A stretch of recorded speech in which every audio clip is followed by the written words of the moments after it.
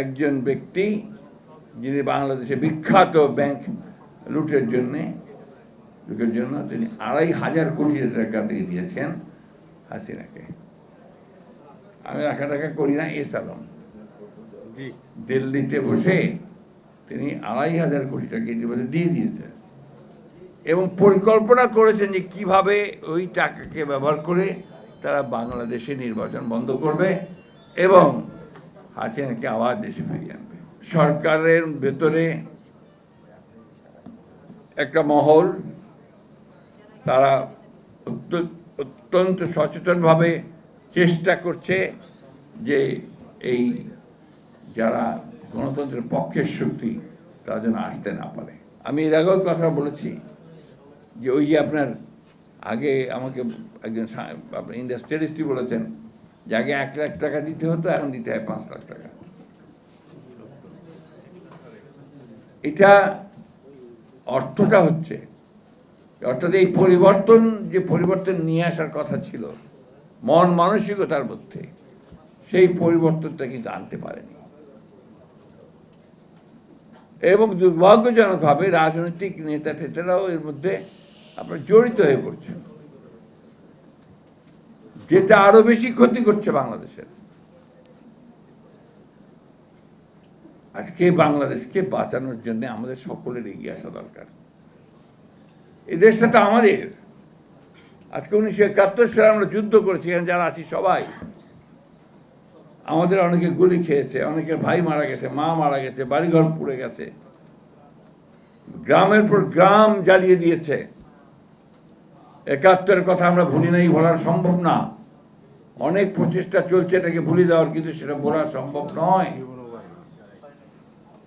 আমরা আমাদের চোখের সামনে দেখেছি আমাদের মা বোনদেরকে বেইজ্জতি করতে, আমাদের চোখের সামনে দেখেছি আমরা আমাদের ভাইদের কেটে ফেলে দিতে, চোখের সামনে দেখেছি বাস থেকে নামিয়ে ব্রাশ ফায়ার করে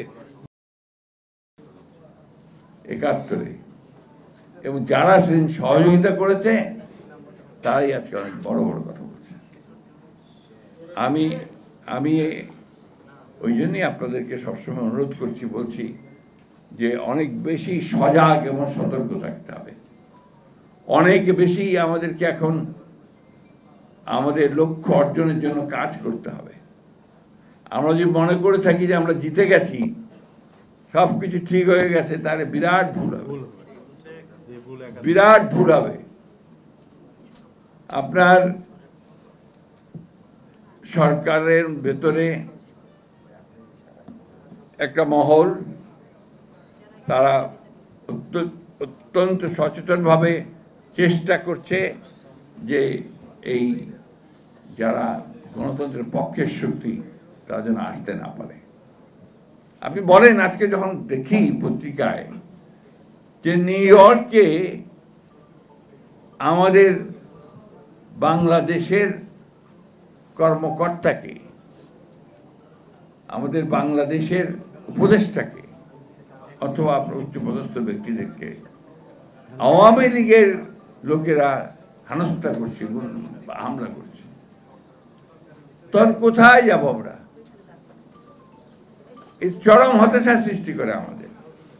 আমরা যখন আজকে একটা পত্রিকা সকালবেলা উঠেই দেখলাম বিরাট করে ব্লক করে খবর বেরিয়েছে যে একজন ব্যক্তি যিনি বাংলাদেশে বিখ্যাত ব্যাংক লুটের জন্য তিনি ২৫০০ কোটি টাকা দিয়ে দিয়েছেন হাসিনাকে।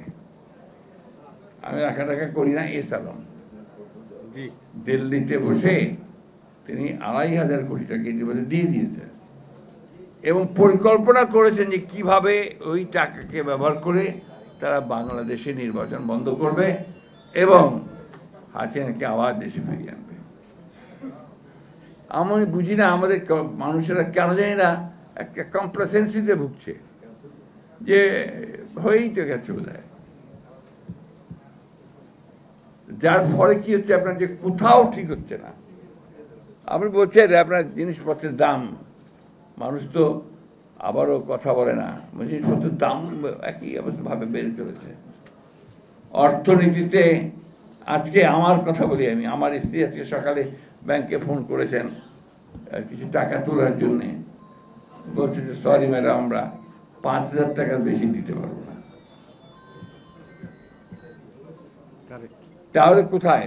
আমি সত্যি কথা বলছি আপনাদের, তাহলে কোথায়? এই 1 বছরের মধ্যে যদি আমরা সেই পরিস্থিতির যদি আমরা পরিবর্তন আনতে না পারি, তাহলে কিভাবে কি হলো?